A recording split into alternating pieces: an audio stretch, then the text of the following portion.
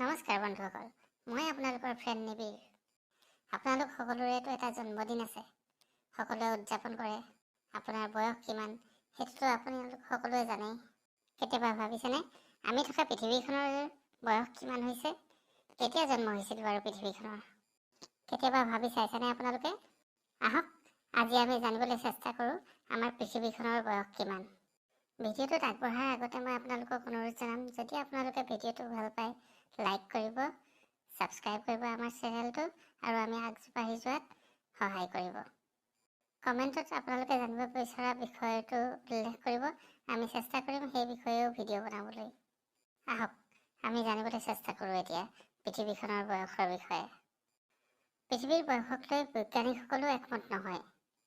কোনো মতে জ্বলন্ত বাষ্পপিণ্ডৰ পৰা চেঁচা হৈ বৰ্তমান অৱস্থালৈ আহোঁতে পৃথিৱীক 150 কোটি বছৰৰ পৰা 300 কোটি বছৰ সময় লাগিছে।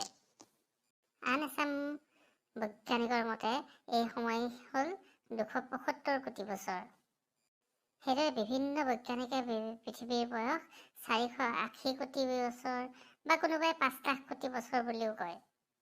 সম্প্ৰতি ভূমিক্ষয়ৰ বেগ আৰু সাগৰৰ লোনৰ হিচাপ কৰি পৃথিৱীৰ থুলমূল বয়স এটা উলিওৱা হৈছে। পৃথিৱীৰ বয়স উলিওৱাৰ একেবাৰে আধুনিক উপায়টো হৈছে শিলৰ মাজত থকা তেজস্ক্ৰিয় পদাৰ্থৰ ক্ষয়প্ৰাপ্তিৰ হিচাপ উলিওৱা।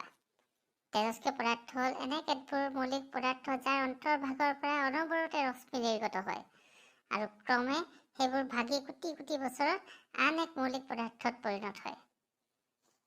এই পদ্ধতিৰ দ্বাৰা হিচাপ কৰি পোৱা গৈছে যে আমাৰ পৃথিৱীৰ বয়স প্ৰায় 460 কোটি বছৰ। গতিকে আজি আপোনালোকে গম পালে যে আমাৰ পৃথিৱীৰ আনুমানিক বয়সটো কিমান? ই হৈছে 460 কোটি বছৰ।